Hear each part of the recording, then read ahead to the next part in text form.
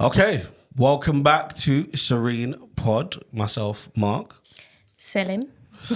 It's great to be back. I hope everybody really enjoyed all the conversations that we had in the previous season, the first technically season of Serene Pod. How are you feeling about it, Selin? Excited. That's the word for season 1, because we didn't know what to expect because it was our first time doing a pod, and we didn't even know who we was going to have on to start with. That's true. So, and then everything kind of just unfolded naturally, which was great. And conversations, again, weren't planned, unfolded naturally. And that's just the way that we like to do it. Yep. And yeah, it's been a success. Yeah. And thank you for everyone that has listened and liked and subscribed and shared and all of that. And yeah, we're grateful that we can do season 2 now. Exactly. Yeah. No, I want to echo that. Yeah. Thank you literally to everybody that's watched, that's clicked, that's supported, because I think it's a pleasure to be able to have these conversations, but also have an audience that's engaged, that actually cares about what we're talking about, because as much as we are having fun or whatever, or just chatting, there is some serious things we talk about. And I love that. Again, I've said it before, but I love that this is a space where people often come and reflect. You know, they have a space to reflect, and we want to continue that. But in that vein, we felt like we haven't done much reflecting. No. We didn't do much reflecting in season 1. So we're hoping that in this season we can do a bit more of that. And it only felt right for us to reflect ourselves and this pod. We have to also hear from the man behind the pod. Yes. So we're going to hear from the fantastic, the wonderful Theo. Yay! Hey guys. What's up?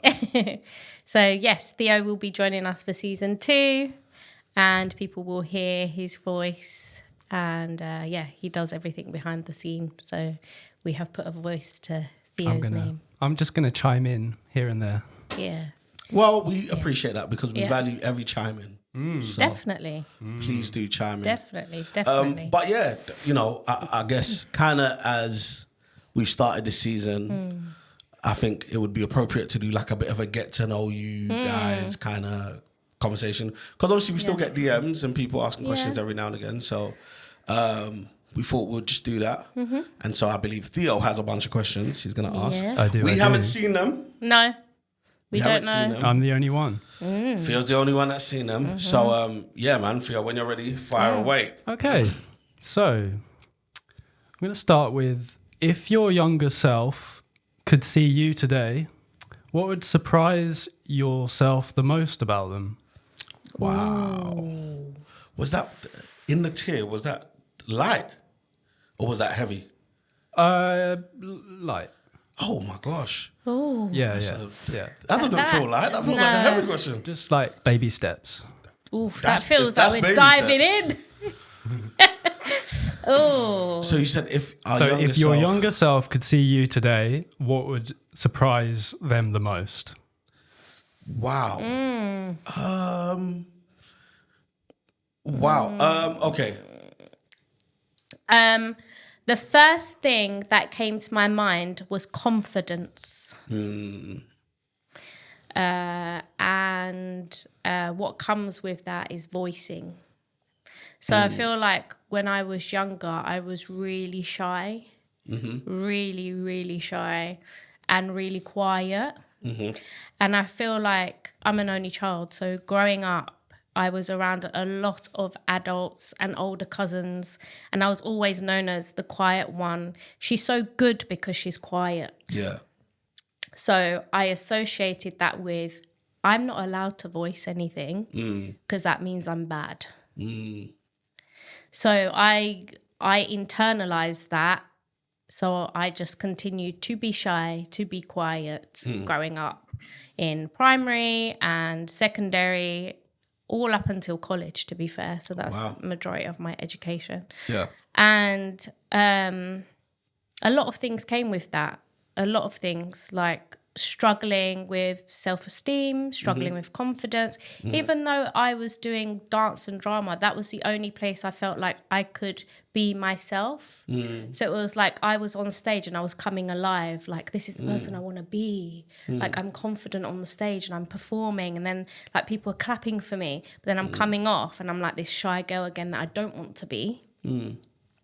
And I remember like my parents saying, we don't know who you are when you're on stage. Like it's really surprising for us. And I never felt comfortable to say that's actually who I want to be. Wow. So I've been on a very long therapeutic journey, and I feel like my first drama teacher in college believed in me and gave me a main part in a show that we were doing.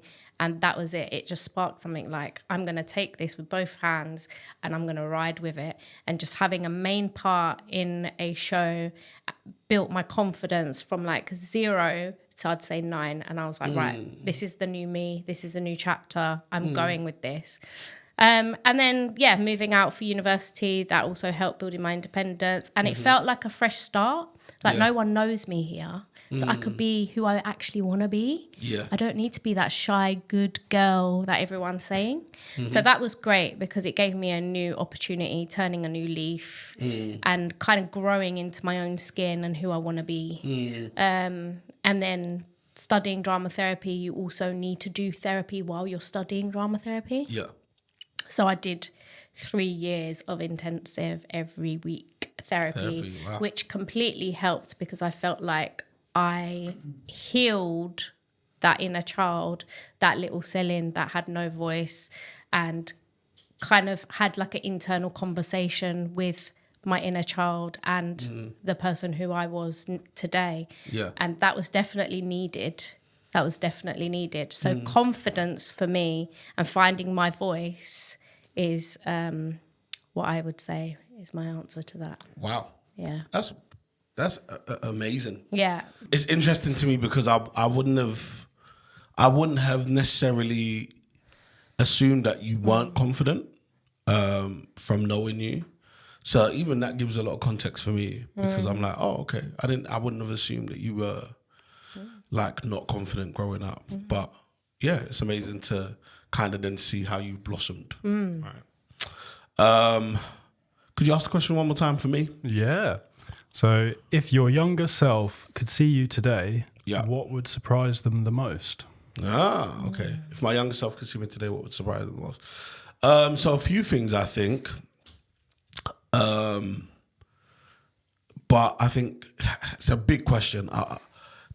The fact that I'm alive, right? I know that sounds a bit crazy and morbid, but, you know, at one point in my teenage years, so many people were dying around me from like crime, from stabbing, blah, blah, blah, that it almost felt like it's a matter of time, really, you know. And then when I went to uni, I realized, oh my gosh, I could actually like survive this and get out of this area and be free and live a life.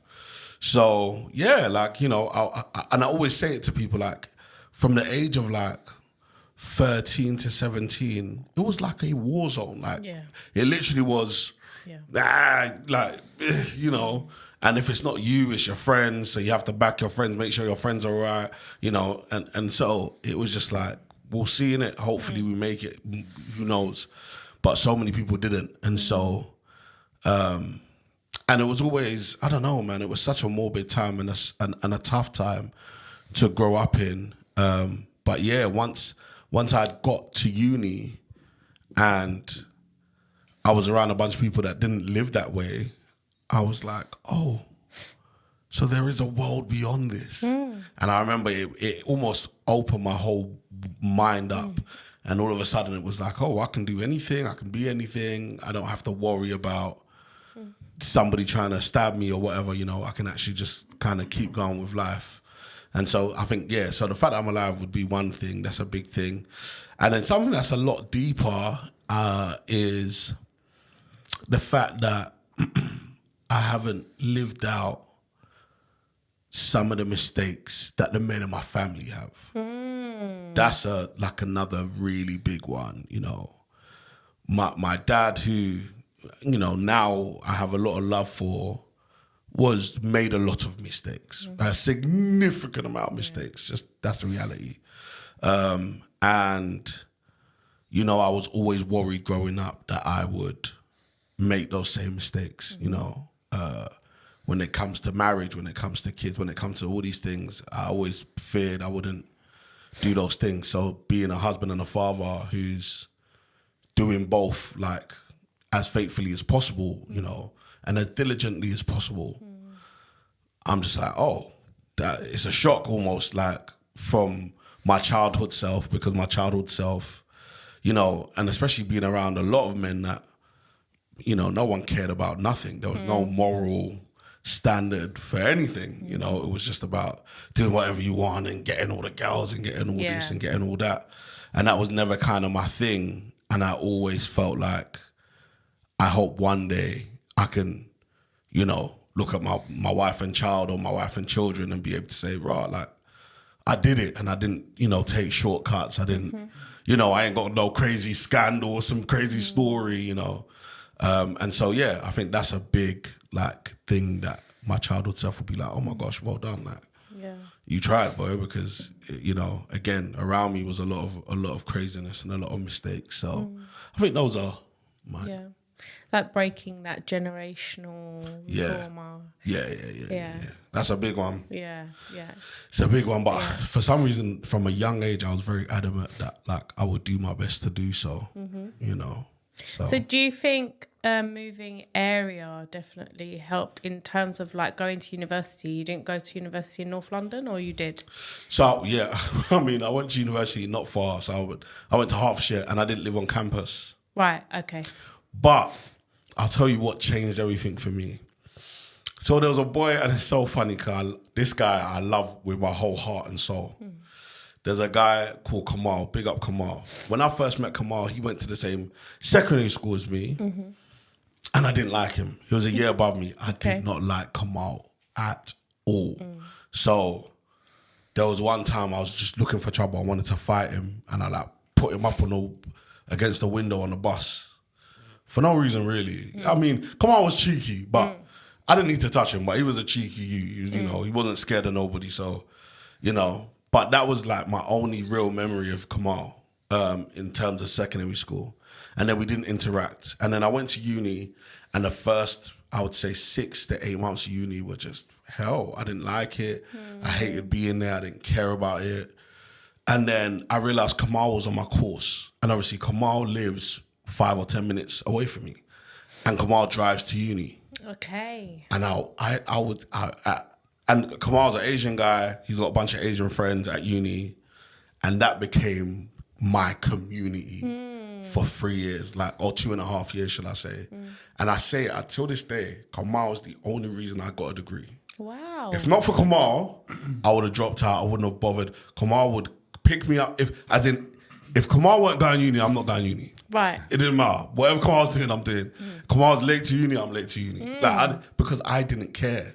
But Kamal was the guy that they give us an assignment, and I'm like, cool, yeah, let's go home. Kamal's like, oh, let's go to the library just for a bit while we're here, and then we'll just drive home, do you know what I mean, after rush hour or whatever. So I'm like, all right. We ended up spending 3 hours. We've done half of the assignment that everybody else is rushing to do 2 months down the line when the assignment's due. So Kamal, honestly, like, when I say my degree belongs to Kamal. Wow. Big up Kamal. Because if not for him, and I've always felt so bad for the way I was with him in secondary school, because who would have known that years later he would be the reason I really graduated. And he graduated so well. He got a first. I believe he was chosen for something. He got something crazy while we were graduating. And I literally got just under a first. But it was literally because of Kamal. So big up Kamal. Yeah. But then you was a different version of yourself when you was in school. Yeah, of course. And I guess that's the thing, so figuring out. And as you said about, so it wasn't even uni. I think then I moved areas just before I got married. Right. Again, that was a whole transformative mentally, because I remember being in my area, and where I live, I'll be honest, is nice. It's very, very nice. You know, I live around a bunch of celebrities, should I say. And so when I first moved there, I remember walking down the street to go to the post office, and some guy came up to me and was like, yo, bro, can I talk to you? And immediately I thought, what's it? Yeah. Yeah. Are you trying to rob me? What? Yeah. Are you trying to sell me like drugs? Like, I don't smoke, do you get what I'm saying? Don't. Yeah. And he asked me about if I do drop shipping, Amazon, if it's something I want to get into. And it blew my mind. I was like, this is what people stop you in the road about in this area. Whereas back where I lived, every day, bro, do you smoke? No.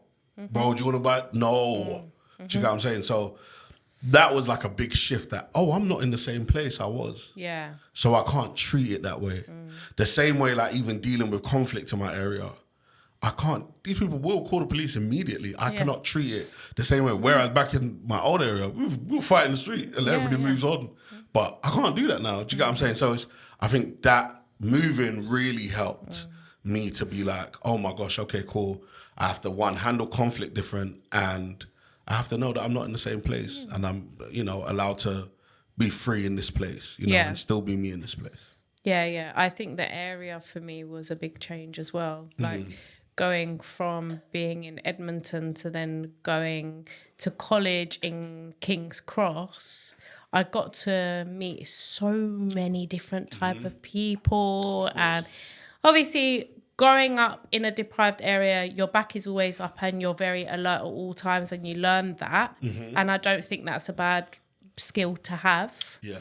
But sometimes when you change areas or you go school somewhere else or college somewhere else, you will start to make different types of friends. And in North London, I didn't even know anything about Colombian people, for example. Interesting. Because where I grew up, there wasn't a big Colombian community. Yeah. But I went to King's Cross, and one of my closest friends in college ended up being Colombian, and I learned so much. And I absolutely love Latin music, by the way, but she taught me so much about the culture, and I absolutely loved it. And I really appreciate what different areas have to offer in London. So yeah, I think moving area for education definitely helped me boost my confidence as well as learn new things. Yeah.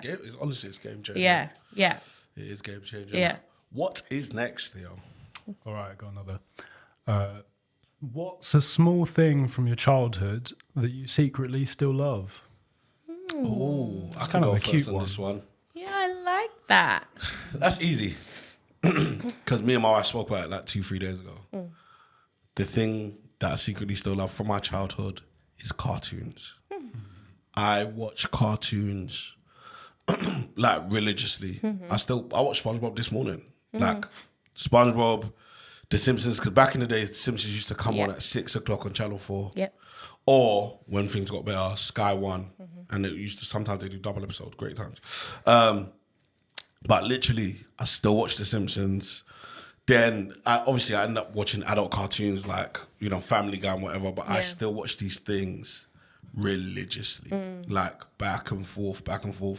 Old seasons, new seasons, just constantly. So that's like, I wonder why it is, but it is something that I've always held on to since being a kid. What about you? I have two things. Oh, okay. Mine is definitely Disney movies. And What's your favourite? Go. Pocahontas. Oh, okay. Yeah.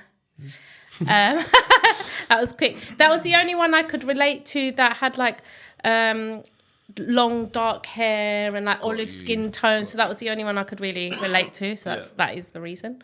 And also like all the ancestral things that are involved in Pocahontas, I absolutely love all of that. So and till this day, if it's like a chill weekend, me and my partner will sit on the sofa and we will watch a Disney movie, and I will sing all the songs, and I absolutely love it. Like it's a big comfort for me. And the other thing is Street Fighter. Really? Yeah, and I know this will shock people, but I absolutely love it. I have a really old school Nintendo at home. Really? Yeah, and if we do a games night, then I'm plugging that in, and I'm really competitive. And that's it. Who's your character of choice? I will go for everyone and anyone, and I will press every single button. That is literally what I do. Okay, got you. And if I don't win, we are going again. And I will just keep going at it till I win. Got you. So they're my two things from childhood that gives me a lot of comfort. Wow. Yeah. Wow, okay. I didn't know that. Street Fighter, that's so far off. I didn't expect that. Yeah. I didn't expect that at all. Yeah. Okay. Next question. Next question. If you could bottle one feeling and carry it around, what would it be? Ooh.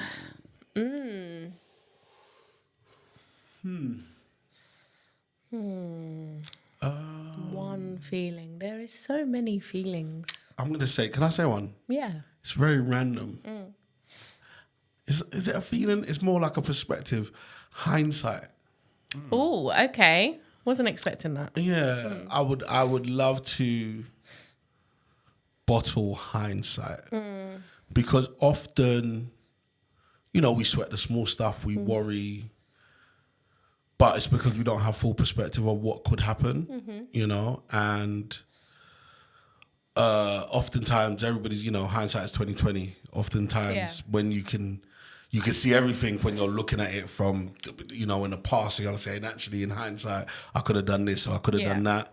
And, you know, one of my old students from years ago, he messaged me like a very emotional message of him just saying, look, when we worked together, it was some of the best years of my life, you know. And I was like, oh my gosh, that's a lot.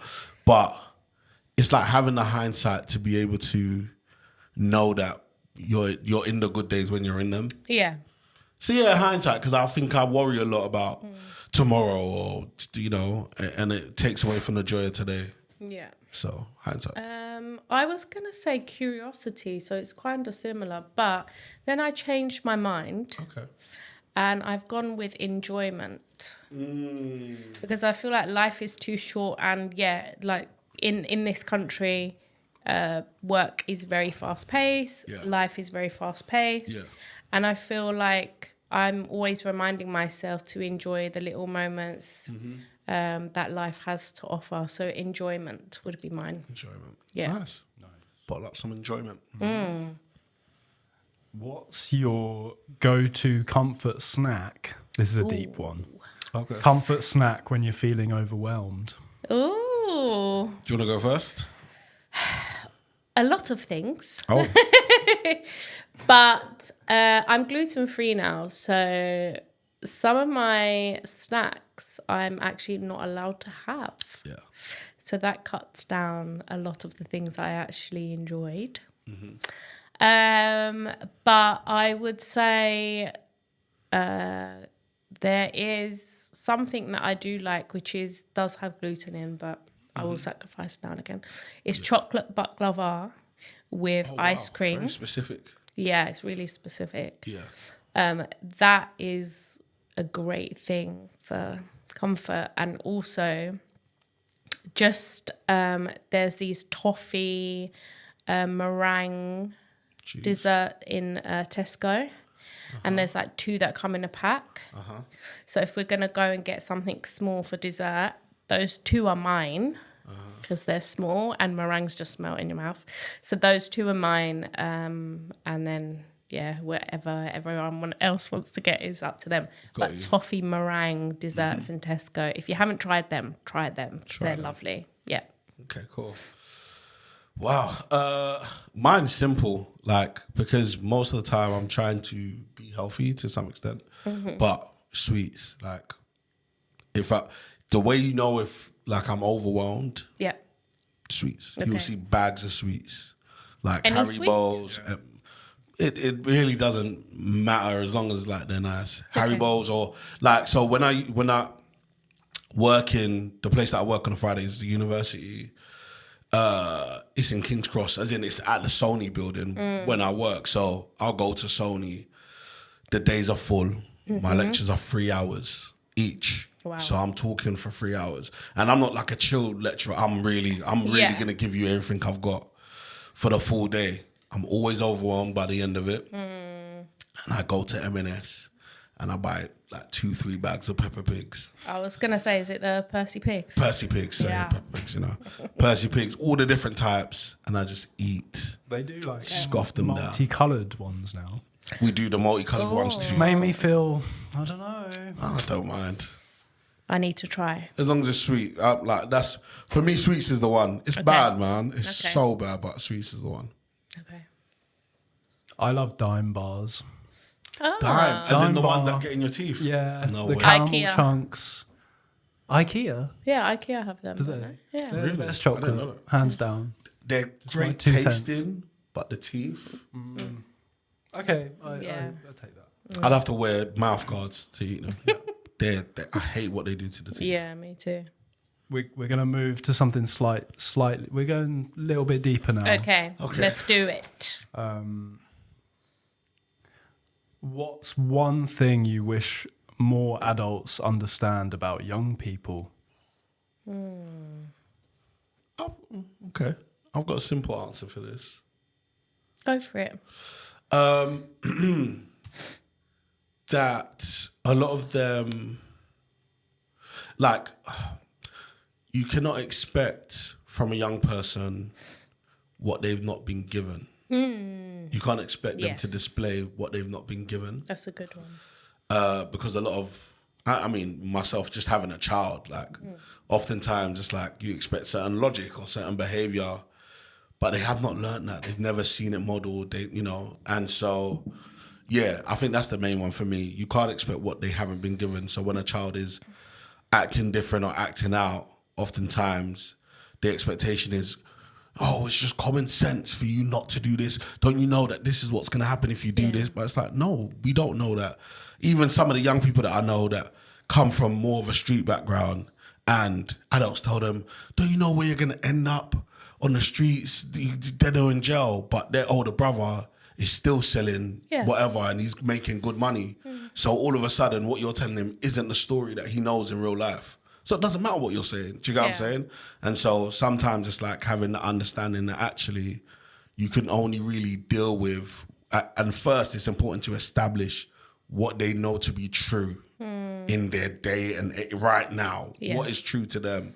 And then you combat that rather than trying to combat their truth based on your own experience, thinking that, oh, they're just going to mold into what you say. So that's mine. Similar to yours, mine is meeting them where they are now. Yeah, exactly. Because sometimes they don't even know if they're going to be alive as soon as they leave the room that you're in with them. So meeting them with what they're dealing with now, and that's a lot. Majority of them are living in survival, so thinking about that and what does that bring to a young person. They can't think about the exams at the end of the year, so I think meeting them with where they're at and also trying to understand that when they're communicating as well, so being more mindful about thinking about the future or tomorrow when they're just thinking about, will I get home after school? Exactly. So yeah. Okay. Can you remember a time someone truly saw you for who you were? Oh, yes. I love this question, by the way. Yes. I love this question. Okay. Yes. Do you want to go first? I'll go. Yes. Because I'm excited about this question. Okay. Yes, I do. I do remember the first time because I already mentioned my drama teacher from college. But there is, not to give him credit, but there is somebody else that really stands out to me right now, which is my drama therapy tutor, which was my first tutor at uni when I was studying, who has passed away now. But thank you. So she is definitely still with me. And I think the first year of that course was really hard for me, and I just didn't know if it was for me. I didn't know if I fit in. I just wasn't sure about what I was doing there. And I told her I want to leave. Like, this isn't for me. I don't feel like culturally I fit in as well with the profession, and she didn't let me. She didn't let me. She really heard what I was saying, and she said, that is actually the reason why you should stay, because they need someone like you to be a drama therapist. With more diverse background and what you bring to the table. And for me, that was like, oh, like, you actually heard me. And then she was like, don't worry, you're not going to be on your own. I know that you feel like that, so I'm going to hold your hand. And she actually did. Every time, because that feeling came up a few times, and every time it did, she held my hand. She took time.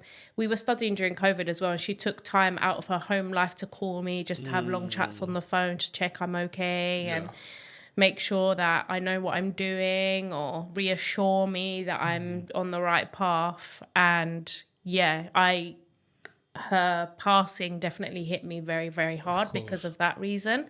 But I wouldn't be a drama therapist if it wasn't for her. So yeah, there's something so significant about, especially people in those positions, when you're ready to give up, that tell you don't, because sometimes it's just that you need. And it's so interesting because oftentimes we always assume that the person that, you know, we're gonna, you know, think about in the future is someone that was so like, well done. But sometimes it's the person that is giving us the restraint against our own emotion or the thing that we feel, or, you know, the way that we're being. I think sometimes that's what seeing you for who you actually are looks like. Yeah.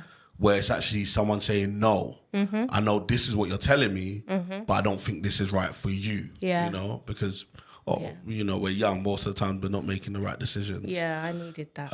I think I have a not similar experience, but I had a teacher. I have a few people, but I had a teacher in particular, Mr. Doyle. Big up Mr. Doyle forever and ever and ever and ever. Okay. Right.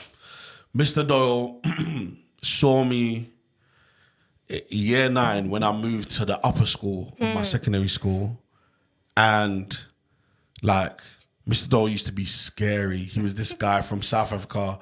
He can't see out of one eye, can't smell out of one nostril. Oh, wow. He was in the army.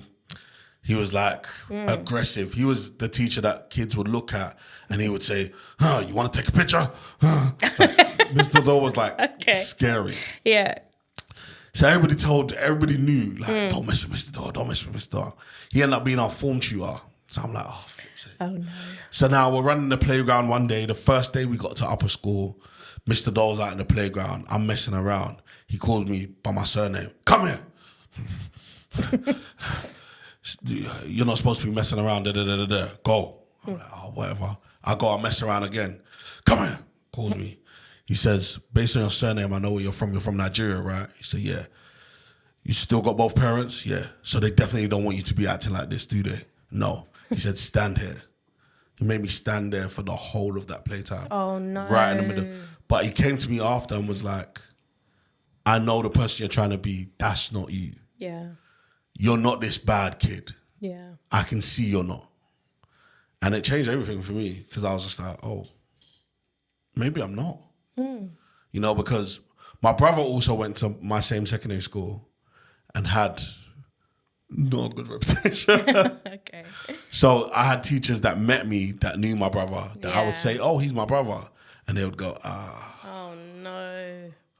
So, you know, it was weird. But yeah, literally, he was like, you're not that kid. So I'm like, oh, okay. Yeah. Cool. And Mr. Doyle ended up being like a father to me for the next 5-6 years.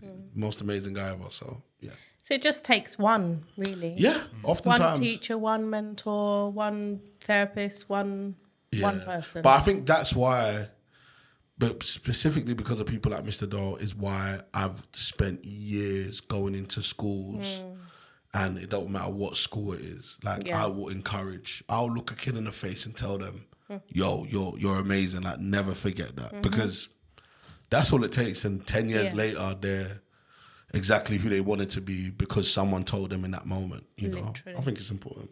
Yeah.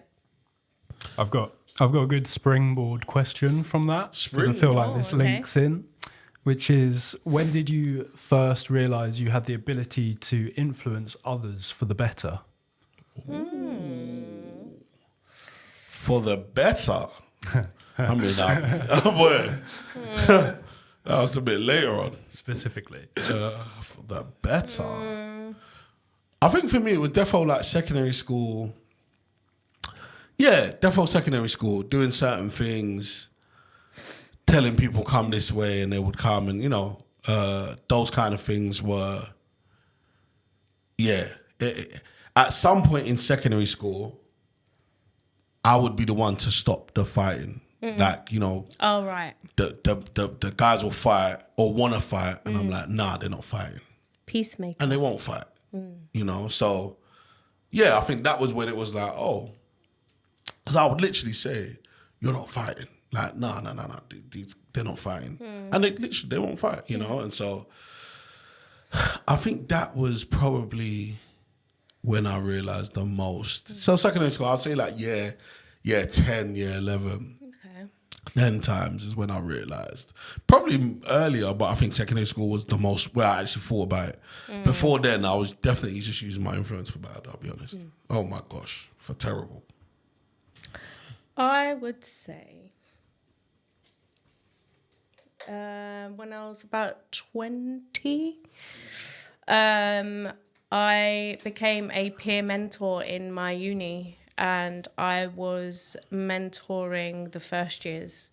And they weren't just first years doing dance and drama degree like me. It was like any student in first year.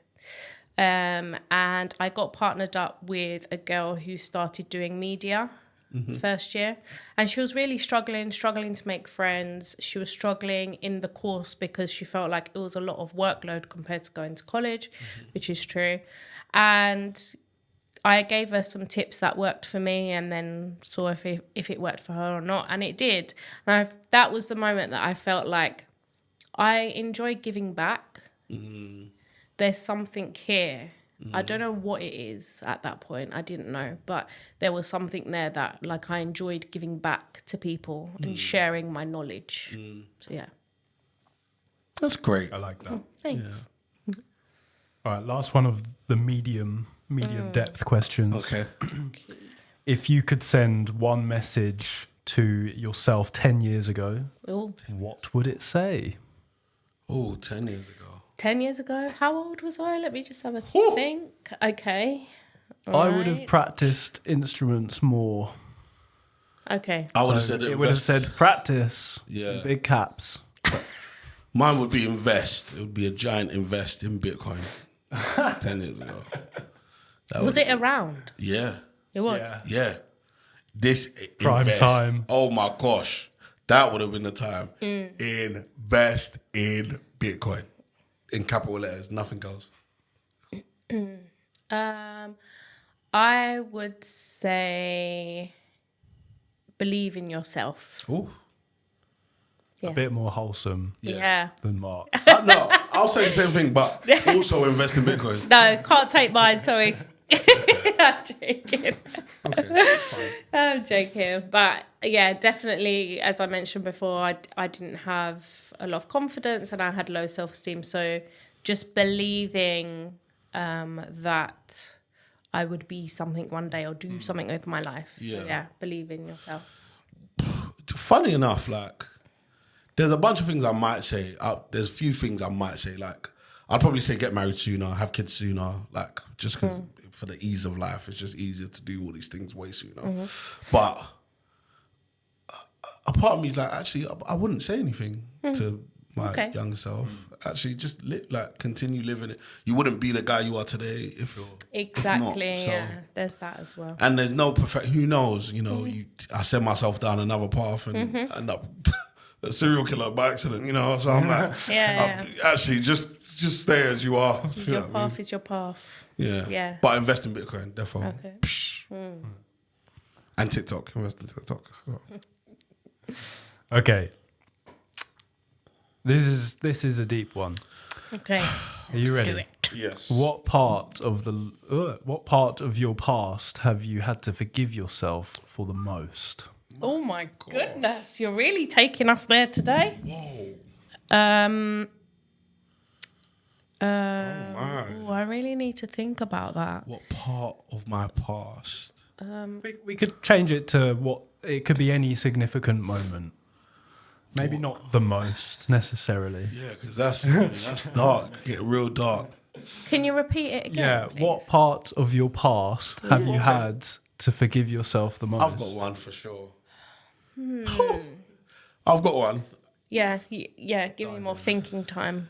Okay, so I've always said to people that sometimes the dreams of your childhood can become the prison of your adulthood. Okay. And at 15, or in fact at 13, I decided, probably younger than that, I decided I would do all I can to save my mother from the treacherous marriage she was in, and I would provide in whatever way possible. And I committed to not having much of a childhood and to just doing music, sports, whatever was going to make me money, right? And I ended up doing sports, got injured at 17, and then it was music. So I was like, cool. I would do music. Bless you. Thank you. I would do music with all my might and soul, and that would be my just ultimate focus. And at 30, I've had to like deeply forgive myself for not being open, because I was not open. I was going to be a music artist. I was going to be an artist. And then when I got signed in 2020 and realized after 15 years, okay, maybe not 15 years, let's say 10 years of this grind, being signed was nonsense.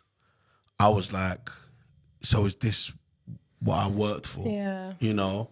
And I've always, sometimes I look back and I'm like, I wish I stuck to the things I cared about. I cared about like doing YouTube. I wanted to do YouTube when KSI started. This years ago, imagine I continued. Do you get what I'm saying? Like all these different things. And even back then, I was going viral, 100,000 views, like at that time, which was insane at that time because I was doing like comedy. But at some point I told myself I can't do anything but music. And that thing became like a cage for years. And so, yeah, that's been one of the hardest things to be like, but it's okay that I made that choice. Although sometimes I regret that I did, you know? So I would say that's my answer for that question. That question's a lot. Okay. I would say not being what other people wanted me to be. Interesting. So, like following what other people were saying about me and like wanting to be a certain way and had to, not that I didn't want to go uni, I did, but having to go to uni and being that good girl that everyone kept saying I needed to be a good girl and be quiet and this, and I felt like I really allowed people to project their own things onto me and internalize that, and in that I suffered. And yeah, that caused me to like get bullied in primary and not say anything about it.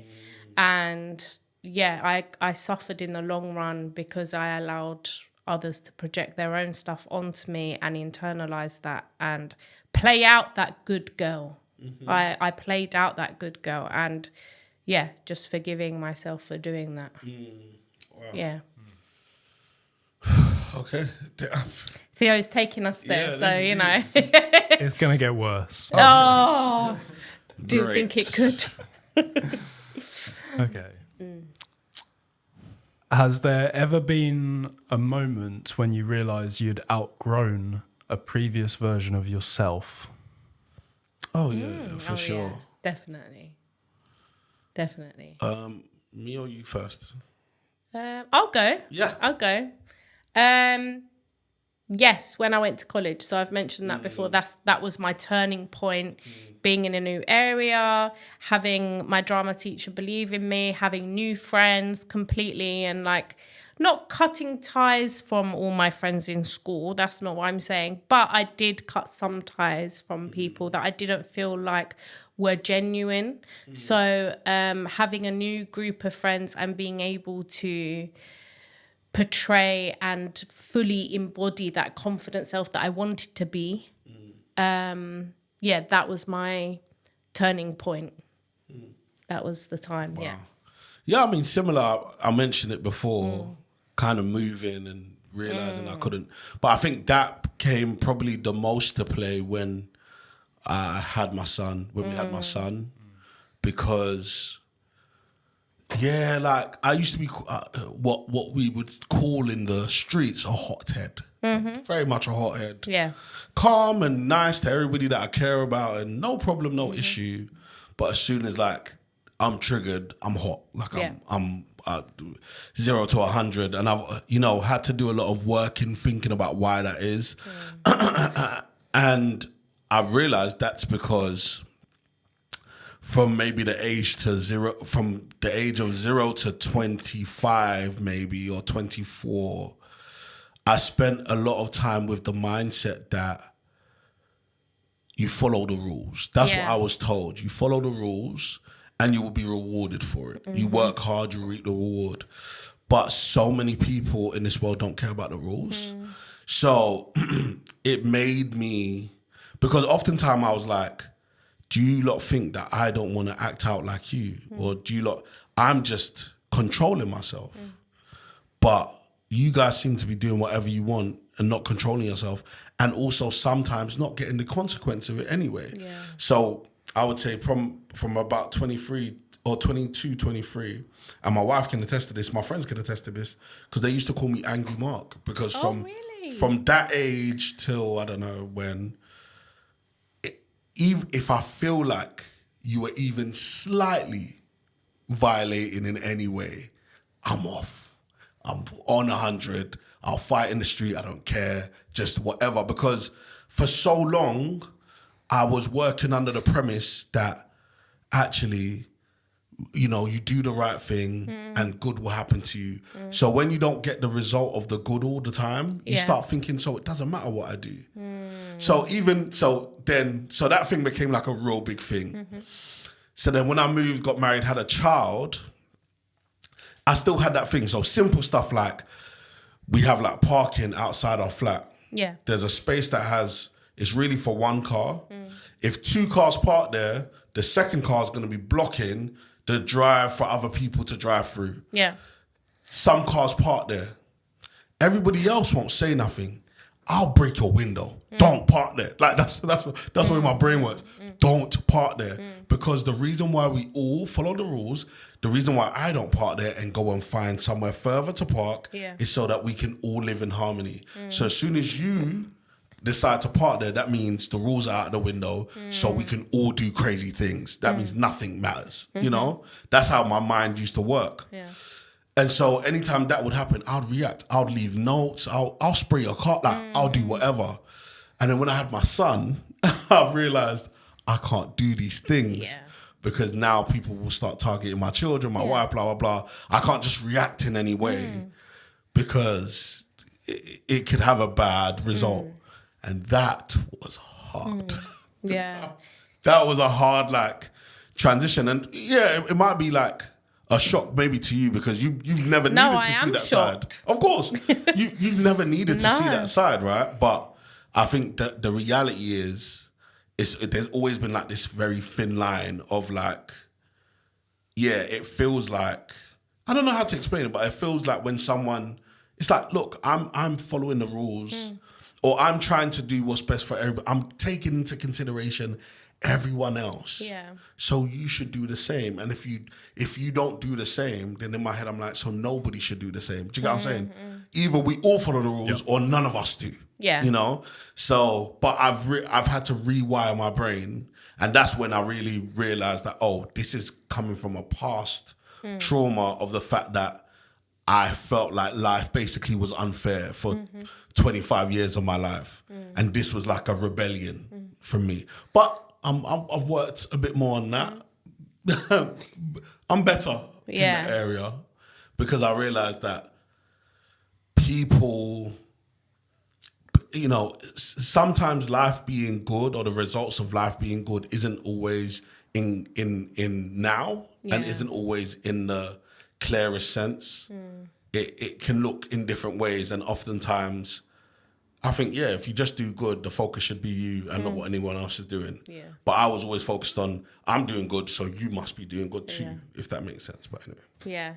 So it's not just you in the equation anymore. It's your son and your wife as well. It's your family. Yeah. And I'm always saying that, like, when someone gets angry, like, I know there's a couple people around me who have really bad road rage. I'm always saying, like, who cares what they're doing? Like, let's just focus on us in the car. Like, who cares about them? And I'm always saying it's about me. It's about us right now instead of others. What you can control is only yourself. So, Yeah, so even something like that, road rage for sure. Yeah. But at the same time, there's not as much now because there's balance in the fact that my rage, again, and this is me as a person, my anger never comes from a place of my own safety. It's the fact that you're driving like that is going to affect everyone else. Yes, Do you get what I'm saying? Yes. You actually could hurt someone else. Yes. That triggers me. Yeah. And that's always been the case. Like I said, it's never been like, someone pushing me or cussing me. I don't care about that. But other people, I don't like bullies. I don't like all that. Yeah. That's triggering. So, but I'm learning you have to deal with things in different ways. And some stuff you have to let go. My wife literally said to me the other day that that's something that she's always wondered about me, that a lot of stuff I just won't let go. I have to say my piece, but I'm learning some stuff you have to let go. I agree with your wife. I'm trying, man. Yeah. All right. What's the truth about healing that no one prepared you for? It's hard. Takes a longer time than you think. Yeah.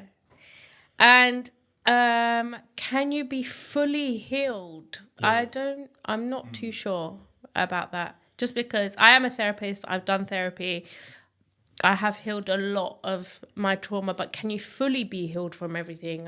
I don't know the answer to that. But I think committing to the process is really important. Committing to your healing process, committing to the journey, because it is a journey. It is a difficult one as well. But as long as you show the commitment, then you're on the right path to that. Ooh, this one's a hard question, a big question. I think two things.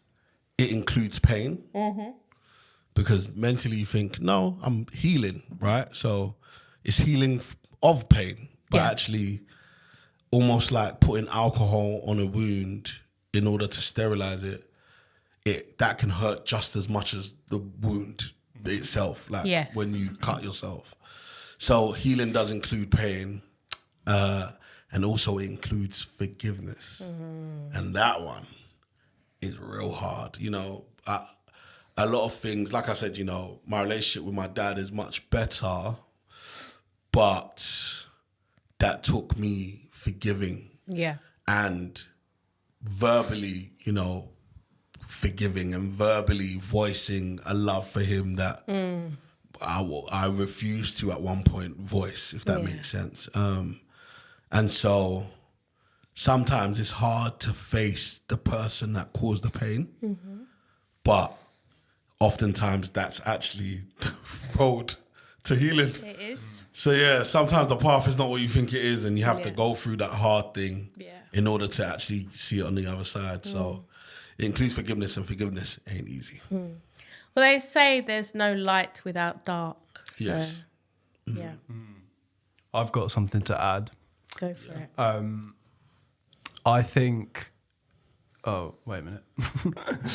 I think it's recognizing that you're hurt is quite a big thing. And especially for a guy. It involves kindness to yourself and forgiveness before you've even started to heal. Because I meet a lot of people who maybe are dealing with their mental health, and they almost get upset that they're feeling low or overwhelmed. And I say, some people struggle to even realise that that's how they are feeling, and that's the first step in recognising yourself and learning who you are. And without that, you can't go forward, and that's sometimes the hardest bit. Definitely. And it's like a lot of maturity to like accept yourself before you go on that journey. Yeah, that's my 2 cents. That's really powerful, because like I've always said that anger is oftentimes the easiest version of being hurt. Yeah. Because you're like, no, I'm not hurt, I'm angry. Yeah. You know what I mean? Whereas, and especially when you get into stuff like marriage, because you realize, oh, I can't be angry, this is my wife. So I have to accept that actually I'm hurt. And hurt, from our perspective, can also sometimes feel a bit weak, like, oh, I'm hurt. But actually, yeah, I am hurt. That's what this is. Yeah. And I think establishing that is super difficult. Definitely. But it is really emotionally mature. Yeah. Yeah.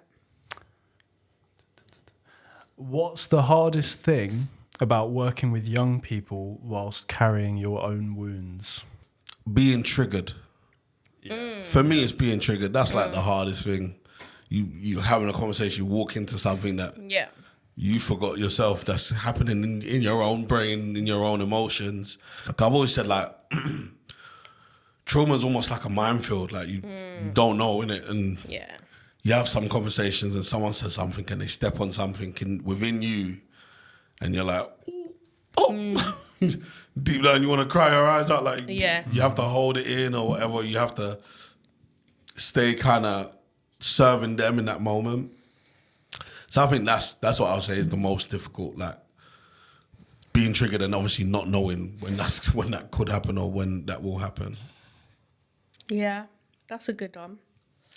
I think for me, projection, I've spoken about projection so many times, but projection I feel like is one, because sometimes, especially in therapy, I can relate to what the young person's going through.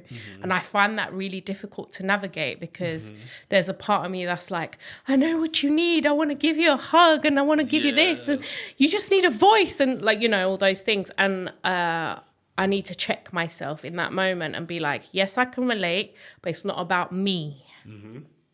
Put me aside. I understand what you're going through and that's okay, but this is about the young person. And I'm not going to project what I needed, because that's about me, to you. This is about you. And you may need something completely different. Yeah. So projection, I think, is the answer for me. Yeah. Great answer. Nice. Okay, well, hopefully people have learned. Yeah. I don't know if I've said anything that's like, oh. No, you have. Yeah, I've learnt something about you today, definitely. No, but also I don't want people to be like, oh, he's crazy. No. I'm not it was crazy. already thought. Oh, okay, cool. That's fine then. But like Theo said, we're human. Yeah. And I've said it before as well. We're going to feel all these emotions. We're human. And I think it's good that we done this today because, we wanted everyone to know a little bit more about ourselves and be more vulnerable. And I feel like we've done that today. So, yeah. Have you got your takeaway from the episode? My takeaway is growth. I feel like everything that we have all shared shows growth within ourselves. And, I'm really happy that we were able to reflect today and share our journeys that we've been on. Okay. My takeaway is what you said about projection. Because I think, it's so interesting that, if you're, for example, if you're a plumber and you see a leak, your assumption is, I've fixed the leak before. I use the same tools. Yeah. It should do the job. But most people tell you, God knows if it's going to do the job, you know? And sometimes we assume because we've seen a problem or experienced something that then the young people we're talking to, we can solve their problem with the same tools. Yes. But that isn't always the case. And also, sometimes their problems are completely differently layered, you know? And sometimes it's easier to solve or it's harder, but it's almost like serving them in the moment means not projecting our solutions even on them, and just giving them the space to figure out and help them and aid them. So that's my takeaway from you. Thank you. Theo, what's your takeaway? So mine would be one of the questions. So it was, can you remember a time someone truly saw you for who you are? Because I think that's the more I grow, the more I realize when I am myself and say within reason what I'm thinking and how I feel, that is when I feel the best and most free.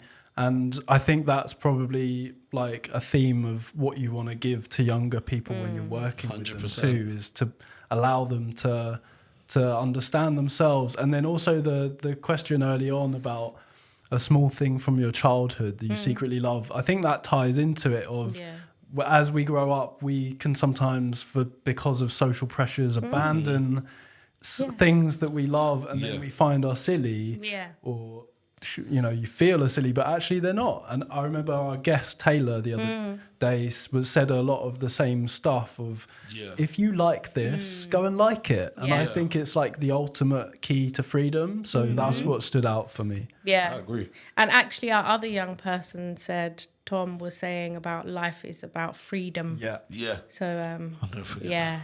What a word. Yeah. So Great app. Obviously.